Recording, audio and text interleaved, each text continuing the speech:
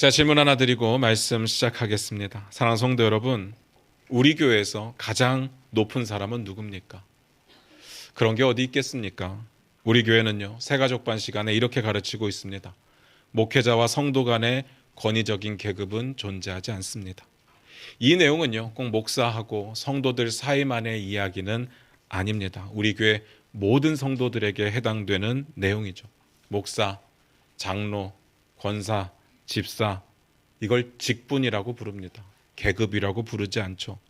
이 직분 사이에는요, 사랑과 희생의 능력만 있지 어떤 파워 존재하지 않습니다. 동의되십니까?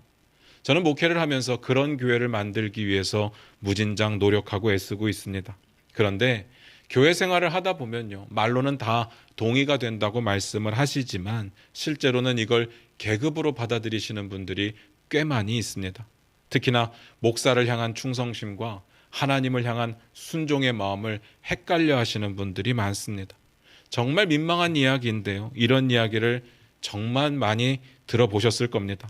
목사님 말씀이니까 순종해야지.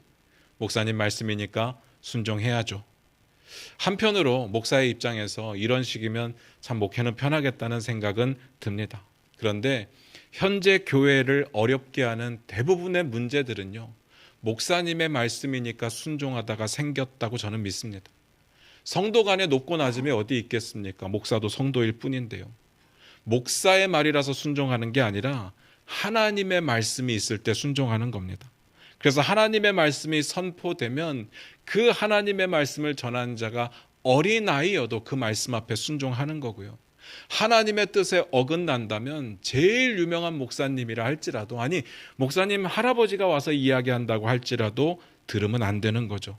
물론 감사하게도 우리 교회는 목사를 불편해하시는 분들은 계셔도 목사에게 무조건 순종하시는 분은 한 분도 없다고 저는 보고 있습니다. 우리 교회에서 워낙 많이 이야기하는 부분이기 때문에 이 부분은 다 아실 줄로 믿어요. 그런데 앞으로 우리가 좀 조심할 게 있습니다. 일을 하다 보면 알게 모르게 다른 사람들에게 인정받고 싶어 하시는 마음들이 생길 때가 있습니다. 이 유혹을 조심하시기 바랍니다. 뭔가 열심히 교회를 위해 섬겼는데 채워지지 않는 무언가가 있습니다. 마음이 헛헛하죠. 그리고 심지어는 서운한 마음까지 든다. 조심하셔야 됩니다. 우리 교회에 그런 분이 계시다고 말씀드리는 게 아니에요. 앞으로 이걸 조심하자고 말씀드리는 겁니다. 오해하지 마시길 부탁드려요. 잘 들으시기 바랍니다. 교회에서 섬김과 봉사는 당연한 겁니다. 오해하지 마시기를 부탁드려요. 성도의 섬김과 봉사를 제가 쉽게 생각한다는 이야기가 아닙니다. 섬김과 봉사는 주님의 명령입니다. 마땅한 겁니다.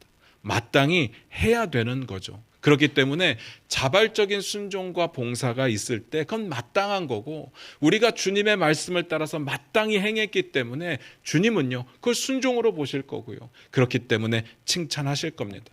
우리는 그거면 된 거 아닙니까? 그거 기대하면서 신앙생활하는 겁니다. 만약에 사람들에게 칭찬받고 싶은 마음이 생기신다면, 그래서 섬기고 있다면, 그래서 자기를 높여주지 않는 것에 대해서 서운함이 생기신다면 한 템포 쉬어가시기를 부탁을 드립니다. 정말 위험한 사인입니다. 제가 하지 말라는 이야기는 안 드렸어요. 제가 이런 식으로 말씀드리면 그럼 난 안 해, 이렇게 이야기를 하는데 무슨 사춘기도 아니고 이렇게 하면 안 되고요. 한 템포 쉬면서 자기를 점검해 보시라는 이야기입니다. 심각한 이야기거든요. 오늘 본문 말씀 같이 보면서 그 이야기 나누도록 하겠습니다. 마태복음 18장 1절입니다. 같이 읽겠습니다. 시작. 그때 제자들이 예수께 나와 이르되 천국에서는 누가 크니이까. 오늘 본문 말씀이 이렇게 시작했습니다. 그때. 이런 단어 무조건 중요하다고 했습니다. 그때가 언제입니까? 주어진 본문을 이해하기 위해서 가장 중요한 게 뭡니까? 전문맥이죠. 지난주 내용 혹시 기억나십니까? 제가 간단하게만 소개해 드릴게요. 지난주에 우리가 봤던 내용과 주제가 뭐였습니까? 성전세에 관한 이야기였습니다. 그리고 결론이 뭐였습니까?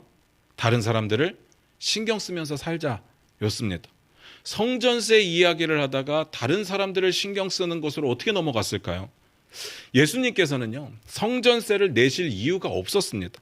하나님께서 처음 생명의 속전을 거두라고 하셨을 때 그때로부터 예수님 시대까지 너무나도 긴 시간이 흘렀고 상황도 너무나도 많이 바뀌었기 때문에 이 부분에 대해서 어떻게 적용할까가 딱히 정해진 게 없었습니다. 그래서 많은 사람들도 의견이 달라져 있었습니다. 그렇기 때문에 이 말은 무슨 뜻인가 하면 그때 당시 예수님 시대 당시 의무적으로 내는 것은 아니었다는 이야기입니다. 게다가 만약에 정말 의무적으로 내야 된다고 하더라도 예수님은 안 내셔도 되죠. 왜냐하면 하나님의 아들이시니까. 성전은요, 아버지 집입니다. 아버지 집을 위해서 아들이 세금을 왜 냅니까? 제자들도 하나님의 아들들이 되었다고 했습니다. 그들도 면세가 되었습니다. 그런데 중요한 게 뭐였습니까? 예수님께서 이렇게 말씀하시죠. 우리가 내자. 그 이유가 뭐였습니까? 그 이유가 중요하죠. 그 이유가 사람들을 좀 신경 쓰자는 겁니다. 사람들이 실족하지 않게 하기 위해서. 눈치 본다는 이야기가 아닙니다. 예수님은 항상 사람들의 마음을 정말 마음 깊은 곳까지 신경 쓰고 계셨다는 뜻입니다. 그리고 실족한다는 말은요, 그냥 우리가 흔히 저 사람 실족했어라고 이야기할 때는 저 사람 상처받았어라는 뜻이지만 이것도 심각한 이야기이긴 한데 그 정도 수준의 것이 아닙니다. 원어적으로 보면 넘어진다는 뜻이거든요. 이건 죄를 짓게 만든다. 그리고 신앙에서 떠나게 만든다는 뜻입니다. 엄청나게 심각한 단어죠. 그러면서 우리가 사도 바울의 이야기를 결론으로 봤었습니다. 고린도전서 10장 23절 24절인데 화면 보시면서 같이 읽겠습니다. 같이 읽겠습니다. 시작. 모든 것이 가나 모든 것이 유익한 것은 아니요 모든 것이 가나 모든 것이 덕을 세우는 것은 아니니 누구든지 자기의 유익을 구하지 말고 남의 유익을 구하라. 우리는 다 자유가 있습니다. 양심도 있습니다. 우리의 자유를 따라 양심을 따라서 살 수 있는 권리도 가지고 있습니다. 그러나 우리의 양심과 우리의 자유를 따라 살 때 누군가에게 덕이 되지 않는다면, 누군가를 실족하게 만들 수 있다면 그 권리쯤은 내려놓을 수도 있지 않겠느냐라는 것이었죠. 그게 성숙한 그리스도인이라고 했습니다. 여기까지 봤었습니다. 그때입니다. 그때. 이 말씀하실 그때. 예수님께서 베드로에게 낚시해서 물고기 입에서 동전 꺼내서 너와 나의 세금으로 내라고 했던 그때. 그때 어떤 일이 있었습니까? 마태복음 18장 1절 다시 봅니다. 같이 읽겠습니다. 시작. 그때 제자들이 예수께 나와 이르되 천국에서는 누가 크니까? 제자들이요, 예수님께 나와서 이렇게 물었답니다. 천국에서 누가 큽니까? 저는 이 이야기를 보는데 너무 생뚱맞지 않습니까? 바로 직전에 예수님이 무슨 말씀하셨어요? 사람들 좀 신경 쓰면서 살자. 니네 권리, 니네 자유 다 중요한데 그거 좀 포기하면서 살자. 그 이야기를 하셨는데 그 다음 제자들의 질문이 뭐예요? 천국에서 누가 제일 큽니까? 이 정도면요, 예수님의 말씀을 이제 한 귀로 듣고 한 귀로 흘려보내고 있자면 불가능한 겁니다. 아니면 상황상 보면 베드로만 들었다면 이렇게 질문할 수 있겠죠. 베드로만 들었다면 그러면 가능한데, 하여튼 궁금해지더라고요. 제자들은 왜 갑자기 이게 궁금했을까? 하필이면 이 상황에. 궁금하지 않습니까? 그래서 지금까지 봤던 내용들을 다시 한번 이렇게 되짚어 봤습니다. 지난주 이야기 바로 직전에 뭔 내용이 있었습니까? 기억나십니까? 우리가 보지는 않았지만 읽고만 넘어갔던 내용, 마태복음 17장 22절 23절입니다. 이거 한번 찾아서 같이 읽도록 하겠습니다. 마태복음 17장 22절 23절입니다. 같이 읽겠습니다. 시작. 갈릴리에 모일 때 예수께서 제자들에게 이르시되 인자가 장차 사람들의 손에 넘겨져 죽임을 당하고 제3일에 살아나리라 하시니 제자들이 매우 근심하더라. 뭔 일이 있었다고요? 예수님께서 죽음과 부활에 대해서 또 말씀하셨어요. 얼마 전에 말씀하시고 두 번째로 말씀을 하신 겁니다. 그리고 제자들은 그 이야기를 듣고 매우 근심했답니다. 지난주는 이 내용을 그냥 주제가 달랐기 때문에 넘어갔었는데 저는 집에서 이게 궁금하더라고요. 제자들은 뭘 근심했을까? 그냥 쉽게 생각하면 예수님의 죽음 때문에 근심했겠죠. 예수님이 죽으시면 예수님을 못 볼 거고 또 그들의 생명도 위협을 당할 수 있기 때문에 근심했다고 말할 수 있을 겁니다. 부활을 이해할 수 없는 사람들이니까 부활을 이해할 수 없는 입장에서 예수님의 죽음은 당연히 근심스러웠을 수 있을 겁니다. 가능성 있죠. 그런데요, 한번 조금만 더 나가서 생각을 해보면요, 그게 근심거리였다고 한다면, 그게 그토록 근심이었다고 한다면 잘 생각해 보세요. 그 다음에 이어지는 이야기들이 예수님의 죽음과 그 근심에 관한 이야기여야 하지 않겠습니까? 그러면 맞는 거겠죠. 근심했다니까. 그걸 한번 검증해 보려고 합니다. 그런데 마태의 이야기만 보면 자꾸 제자들에 대해서 한심하게밖에는 안 보여서 다른 복음서를 좀 참조를 해보는 게 좋을 것 같아요. 같은 내용을 다루고 있는 마가복음을 한번 찾아보겠습니다. 마가복음 9장 33절 34절인데 찾아보지 않고 화면 보시면서 같이 읽겠습니다. 마가복음 9장 33절 34절입니다. 같이 읽겠습니다. 시작. 가버나움에 이르러 집에 계실새 제자들에게 물으시되 너희가 길에서 서로 토론한 것이 무엇이냐 하시되 그들이 잠잠하니 이는 길에서 서로 누가 크냐 하고 쟁론하였음이라. 어떤 내용이냐면 예수님께서 이렇게 물으셨어요. 야, 니네가 지금 가버나움 오는 길에 뭘 쟁론했니? 라고 물으세요. 근데 그들이요, 뭔가 찔렸는지 대답을 못합니다. 잠잠했습니다. 이 이야기가 마가복음에 있는데요, 마태복음에는 없었어요. 반대로 마가복음에는 성전세 이야기는 아예 안 나옵니다. 어차피 성경을 쓰는 사람들이 모든 걸 다 기록할 수 없습니까? 기도하고 하나님의 감동을 받아서 하나님이 특별히 감동 주시는 내용들을 썼습니다. 그래서 마태, 마가, 누가, 요한복음이 공관복음이라고 부르지만 실제로 공관은 아닙니다. 같은 관점은 아니에요. 어쨌든요. 그래서 제가 이게 너무 궁금한 거예요. 왜 이런 차이가 생길까? 그러면서 마태복음의 타임라인을 한번 정리해 보는 게 좋겠다는 생각이 들었어요. 우리 다 아는 이야기입니다. 한번 정리를 해볼게요. 예수님께서 변화산에서 내려오시자마자 뭐 하셨습니까? 귀신 들린 아이의 귀신을 고쳐주셨습니다. 쫓아내주셨습니다. 그리고 갈릴리에서 예수님께서 아까 봤던 내용이죠. 자신의 죽음과 부활을 말씀하셨어요. 그 다음 가버나움에 도착했습니다. 그리고 집이었습니다. 집에 계실 때 반세계를 받는 자가 베드로를 찾아온 거예요. 너희 선생님 성전세 내실 마음이 있느냐 물어봤죠. 여기까지가 지난주에 우리가 봤던 내용이에요. 그러니까 마태의 타임라인은 이런 식으로 되어 있습니다. 혹시 빠진 게 있어서 마가복음의 타임라인도 정리를 해서 한번 비교를 해볼 텐데요. 찾아보지는 않을 거예요. 첫 번째, 예수님께서 산에 내려오셔서 귀신 들린 아이의 귀신을 쫓아내 주셨습니다. 다만 차이가 있다면 마가복음은요, 이 부분에 대해서 굉장히 강조하고 있고요, 굉장히 디테일하게 소개하고 있습니다. 마태는 어떤 스타일이라고요? 귀신을 꾸짖으시면 나갔다 끝입니다. 마태는 그런 게 관심이 없어요. 하나님의 아들이시니까. 그 다음에요, 갈릴리에 와서 예수님께서 자신의 죽음과 부활을 재차 강조하셨습니다. 그리고 세 번째, 가버나움에 도착을 했죠. 그리고 집이었습니다. 여기까지는 똑같은데 이제부터 좀 달라지는 내용이 있습니다. 마태는요, 그 이후에 성전세 사건을 이야기하고 있는데 마가는 다시 갈릴리에서 가버나움 오는 길의 이야기를 꺼내는 겁니다. 너희가 길에서 토론한 게 뭐냐? 예수님께서 물으셨던 겁니다. 이게 뭔 말인가 하면 그들이 갈릴리에서 예수님께서 제자들에게 죽음과 부활을 이야기하고 나서 가버나움으로 옮기고 있는 그 도중에 그들은요, 이것에 대해서 쟁론했다는 이야기입니다. 누가 크냐? 우리 중에 누가 제일 큰 사람이냐? 마태복음에는 이 부분이 빠져 있죠. 갈릴리에서 뭔 일이 있었다고요? 예수님께서 죽음과 부활을 강조하셨습니다. 그리고 맨 마지막에 그들이 매우 근심했다고 나오죠. 그런데요, 그 근심 이후에 토론한 내용이 뭔가 하면 누가 크냐? 그러면 그들의 근심의 내용이 뭔지 이해가 되십니까? 그들의 근심의 내용은요, 예수님의 죽음과 관련된 건 맞습니다. 그런데 예수님의 죽음 자체가 두려웠던 것은 아니에요. 그들의 관심은 누가 크냐? 저는 그럴 수 있다고 봅니다. 예수님이 죽는 상황이 오면 예수님이 죽음으로 인해서 그 리더의 부재가 찾아오거든요. 그러면 누가 리더가 될 거냐가 그들의 관심이 되는 거죠. 그래서 토론하는 겁니다. 누가 크냐?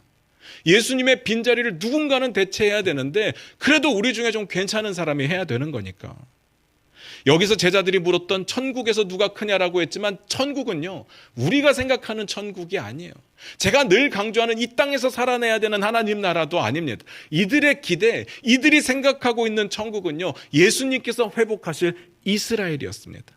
사실 저라도 그 자리에 있었으면 당연히 그렇게 생각했을 것 같아요. 왜냐하면 부활을 몰랐으니까. 부활을 어떻게 생각해냅니까?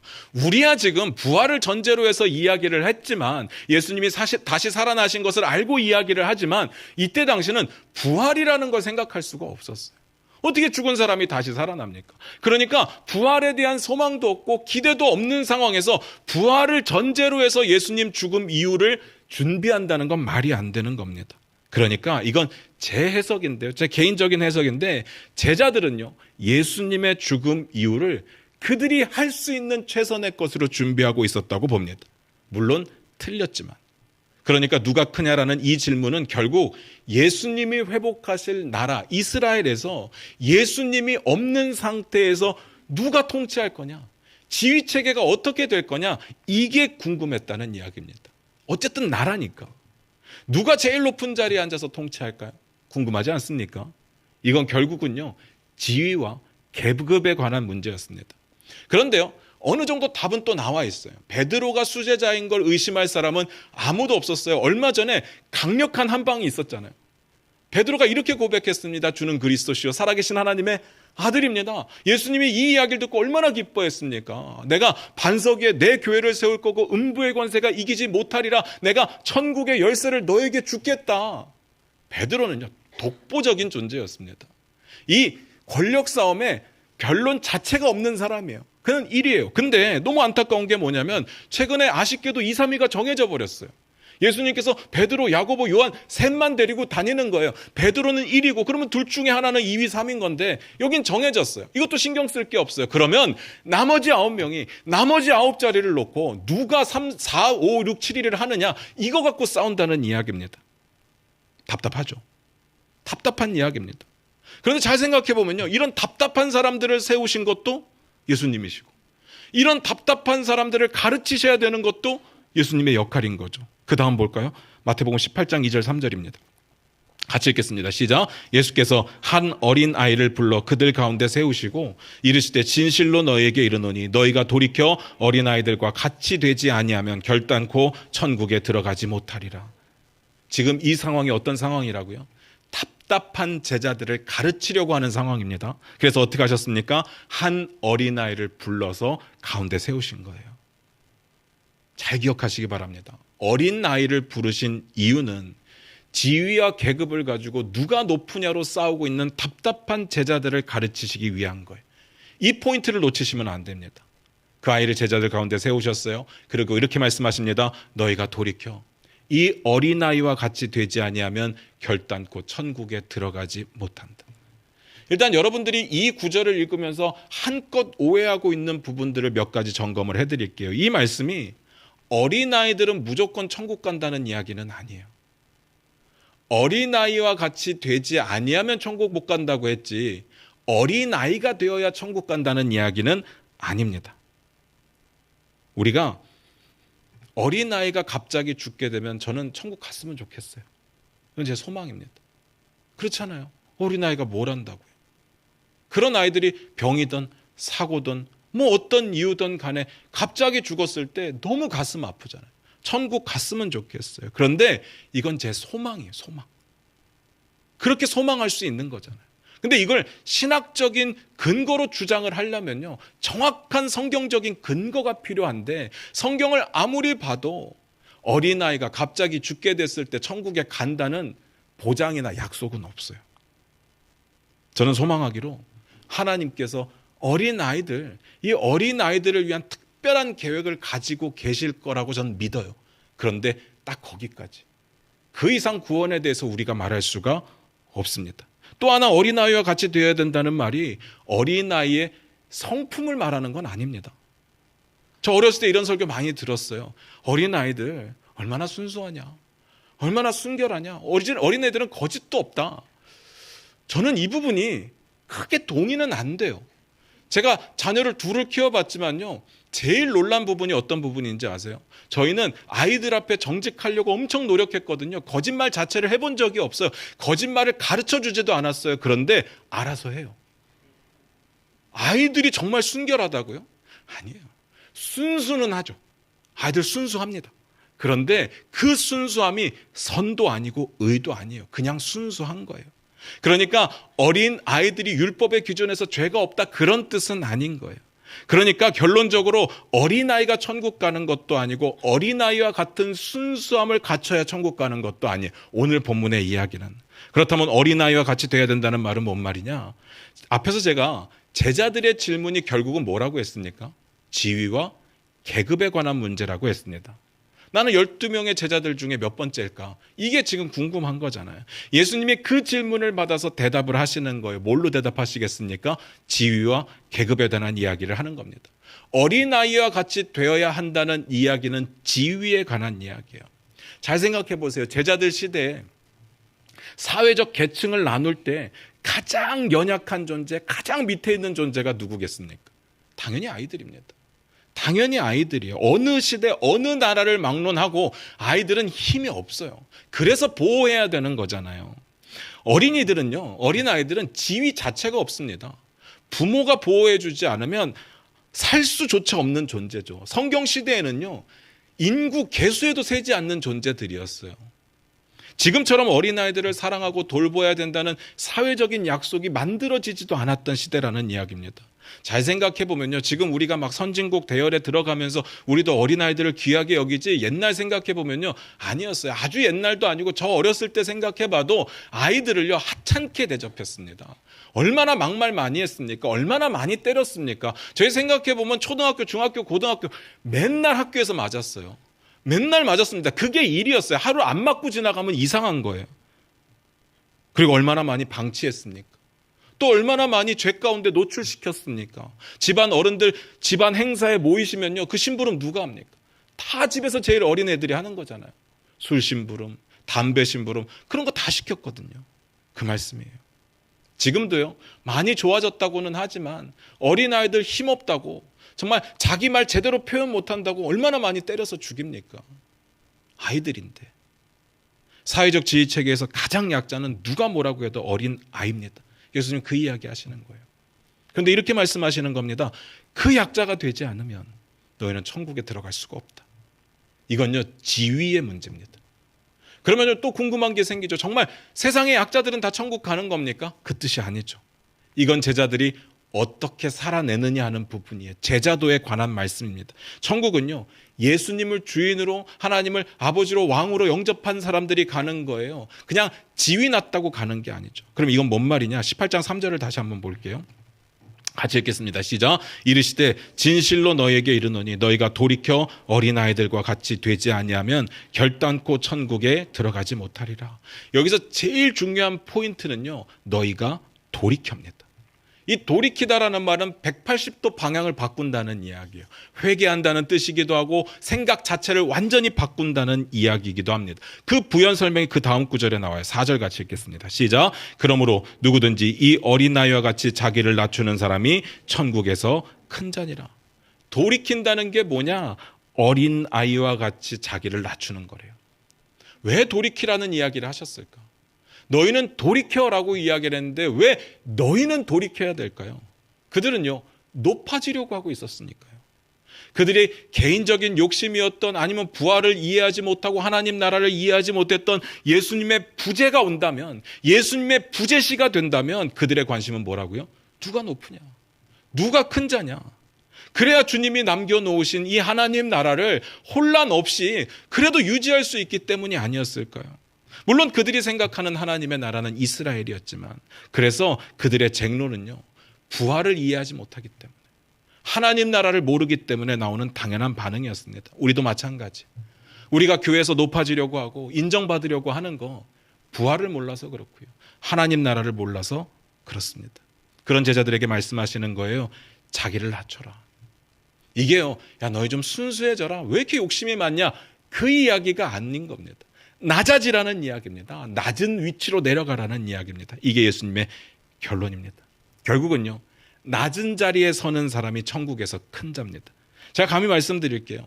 교회에서 높아지려고 하거나 높임을 받으려고 하는 건 하나님 나라도 아니고 하나님 나라 백성의 자세도 아닙니다. 이건 뭘로 포장해도 안 됩니다. 목사를 비롯해서 어떤 직분에 계시든 아니면 아무 직분이 없던 높아지려고 하는 건 하나님의 뜻 가운데 없습니다. 목사들이 제일 많이 하는 거짓말이 뭔지 아십니까? 목사니까 무조건 내 말을 들으라는 겁니다. 절대 듣지 마십시오. 저 역시도 너무 교만한 존재이기 때문에 조금만 신경 쓰지 않으면 높아지려고 발버둥을 칩니다. 그래서 매일의 삶 속에 낮아지려고 노력합니다. 제가 잘나서가 아니고요, 겸손해서가 아니고 너무 스스로를 잘 알기 때문에. 그런데요, 가만 생각해 보면 이게 왜 교회에서 잘 안 될까? 저를 비롯해서 왜 안 될까? 우리 다 낮아지려고 노력하잖아요. 겸손하게 살려고 노력하잖아요. 왜 안 됩니까? 오늘도 분명히 이렇게 결단할 겁니다. 그래, 낮은 자리에 서자, 예수 믿는 사람이 낮게 살아야지 라고 이야기를 하고 내일부터 안 됩니다. 왜 안 되느냐? 나는 낮게 살려고 하는데 그걸 꼭 방해하는 이상한 사람들이 있어요. 초를 치는 사람들이 있습니다. 내가 원래 낮은 사람이 아닌데 낮게 살려고 노력하는데 내가 낮게 살려고 노력하니까 나를 무시해요. 나를 멸시합니다. 그래서 낮아질 수가 없는 거예요. 내가 낮아지면 세상에서 날 무시하니까. 저도 그렇더라고요. 제가 목사로서 여러분들이 어떻게 보실지 모르겠지만 전 낮은 자리에 서려고 노력을 합니다.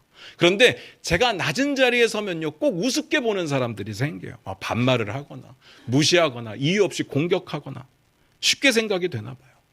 사람 대 사람의 예의는 지켜져야 되는 겁니다. 목사로서 지키는 게 아니라 모든 사람들에게 기본적인 인간에 대한 예의는 지켜야 되는 거예요. 어린 아이들을 대할 때도 여러분 예의를 지키시기를 부탁을 드려요.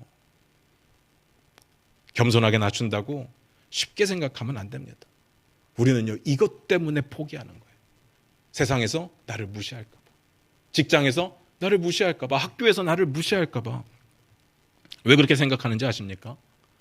이 마음 저변에 깔려있는 생각이 뭔지 아세요? 나는 원래 낮은 사람은 아닌데 내가 진짜 주님 때문에 낮게 한번 살아보려고 했는데 니들이 나를 낮게 봐?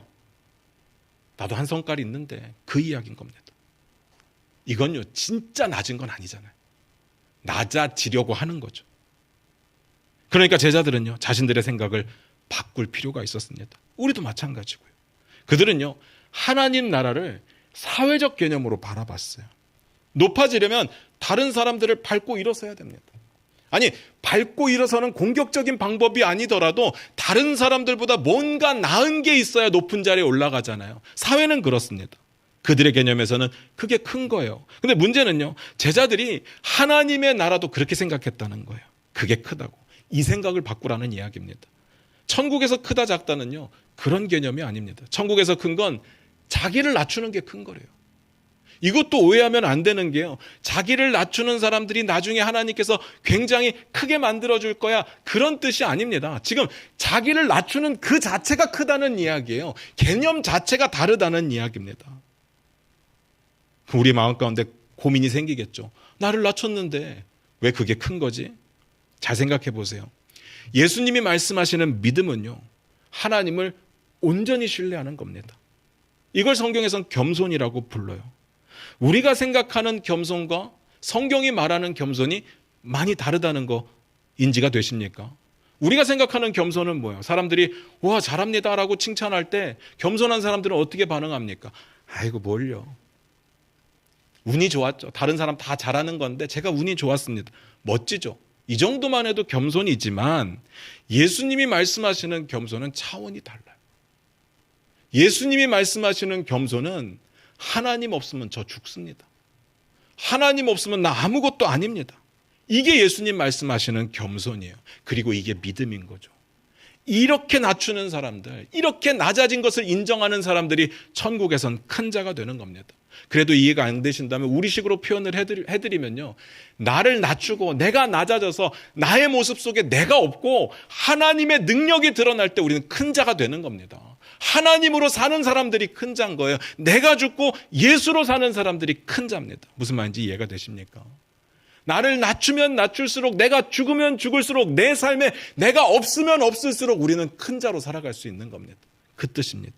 말씀 마무리 짓겠습니다. 사랑하는 성도 여러분, 교회는요. 위로가 있어야 됩니다. 회복이 있어야 됩니다. 서로 사랑하고 서로 덕을 세우는 공동체여야 됩니다. 그런데 교회 꼭 보면 우리 교회 이야기는 아니에요. 회복되고 나서 하나님의 사랑으로 회복이 되고 난 다음에 내가 받은 그 사랑을 사람들에게 베풀고 섬기면 되는데 꽤 많은 경우에 회복되고 나면 그걸 발판으로 올라가려는 사람들이 있습니다. 인정받고 칭찬받고 높아지려는 사람들이 있죠. 그건 겸손이 아닙니다. 믿음의 삶이 아닌 거예요. 잘 생각해 보세요. 예수님이 공생의 기간 동안에 누군가를 막 미워하거나 공격하신 적이 없는데 유독 바리새인들을 미워하셨잖아요. 왜 그랬을까요? 왜 그들이 그렇게 미우셨을까? 이유 간단합니다. 그들은요 높아지려고 했거든요. 높은 척 했습니다. 그리고 유대인들을요 자기 밑으로 봤어요. 그래서 예수님께서 이렇게 이야기하시는 거잖아요. 마태복음 6장 2절입니다. 제가 읽어드릴게요. 여러분 화면 보세요. 그러므로 구제할 때 외식하는 자가 사람에게서 영광을 받으려고 회당과 거리에서 하는 것 같이 너희 앞에 나팔을 불지 말라. 진실로 너희에게 이르노니 그들은 자기 상을 이미 받았느니라. 바리새인들이 잘한 게 많아요. 정말 많습니다. 그러니까 예수님도 그들의 신앙의 자세는 본받으라고 이야기를 하잖아요. 그런데 그들의 문제는 뭐냐? 하나님께 칭찬받는 자가 되려고 한 게 아니라 사람들에게서 영광을 얻으려고 한 거예요.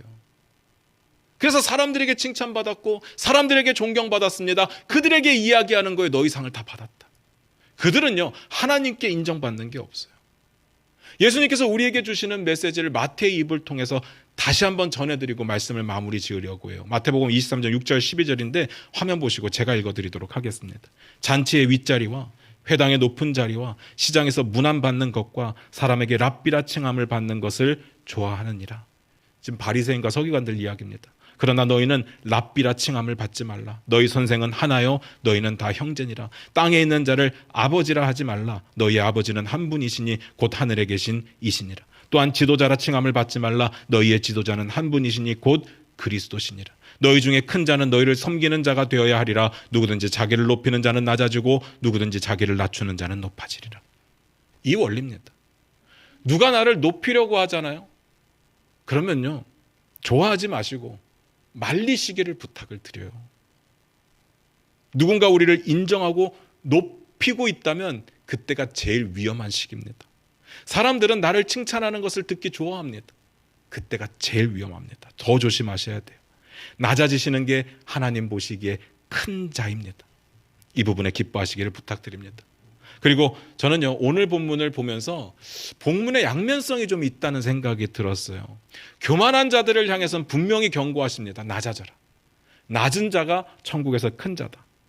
그런데요, 또 다른 한면으로 보니까 유대인들의 삶은요, 뭐 신앙적으로는 교만해서 범죄했을지 모르겠지만 유대인들의 삶은요, 지위적으로나 계층적으로 높아질 수 있는 상황이 아니었습니다. 낮아질 대로 낮아져서 고통받고 있는 상황이었어요. 로마의 압제 아래 있잖아요. 질병 가운데 있잖아요. 가난 가운데 있잖아요. 귀신 들린 사람들도 많았잖아요. 게다가 종교 지도자들이요, 그렇게 괴롭혔잖아요. 그들은요, 그들의 삶에 높아질 수 있는 희망조차가 없는 사람이었습니다. 잘 생각해 보시면 마태의 이야기를, 지금 이 이야기를 예수님 시대 사람들이 듣고 있는 것이 아니라 그 다음 시대 사람들이 듣고 있는 것일 텐데, 이 이야기를 듣는 사람 중에 바리새인과 서기관들, 이런 사람들을 제외하군요, 나머지 사람들은 교만할 수가 있는 그런 상황이 없었어요. 예수 믿는다는 이유로 그냥 먹고 살기 위해, 살아남기 위해서 정말 애쓰고 있는 그 상황이기 때문에 교만을 상상할 수가 없었습니다. 소망도 없고 절망감 가운데 빠져 있었죠. 이리 치이고 저리 치이고 그것밖에는 없었어요. 그런데요, 주님의 말씀이 그들에겐 위로가 되지 않겠습니까? 세상 가운데 낮아지는 자, 주님 앞에서 주님을 위해서 낮아지는 자를 천국에서는 크다고 말한다. 그게 하나님 나라에서는 진짜로 큰 거거든요. 하나님이 인정하십니다. 하나님 나라에서는요, 지금 우리가 가난하게 사는 거, 질병 가운데 있는 거, 누군가의 공격을 받는 거, 억울한 일들, 흙수저, 사회적인 위치가 낮은 거 아무 상관없습니다. 하나님이 보시는 큰 자는 하나님 앞에서 자기를 낮추고 하나님으로만 살아가는 사람들, 하나님 없이는 살 수 없습니다. 하나님 없이 난 아무것도 아닙니다 라고 고백하는 사람들, 그들을 크다고 말씀하십니다. 위로가 되십니까? 사랑하는 성도 여러분, 낮아지십시오. 낮은 자리에 서십시오. 이미 더 낮아질 곳이 없다면 그게 축복의 자리임을 믿으시기를 주님의 이름으로 부탁드립니다. 기도하겠습니다.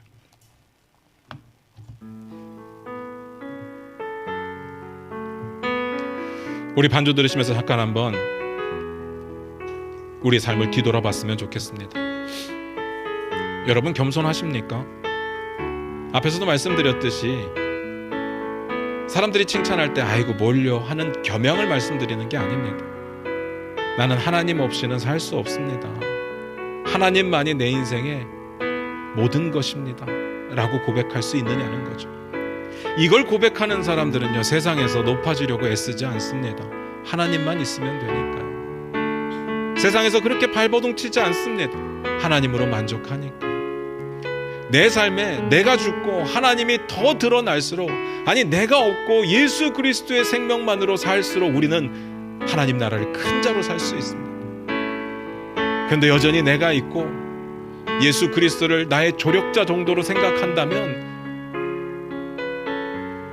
예수님이 말씀하시는 큰 자가 될 수 없습니다. 그건 제자들이 생각했던 누가 크냐에 대한 모습일 뿐인 거죠. 이 시간 우리 결단했으면 좋겠습니다. 교회에서나 사회에서나 높은 자리에 오르기 위해서 치고받고 싸우고 아둥바둥 발버둥 치는 그런 모습이 아니라 내 삶에 주님이 더 드러나게 하기 위해서, 오직 주님의 생명으로 살기 위해서 결단하는 우리가 되기를 원합니다. 우리 같이 기도하겠습니다.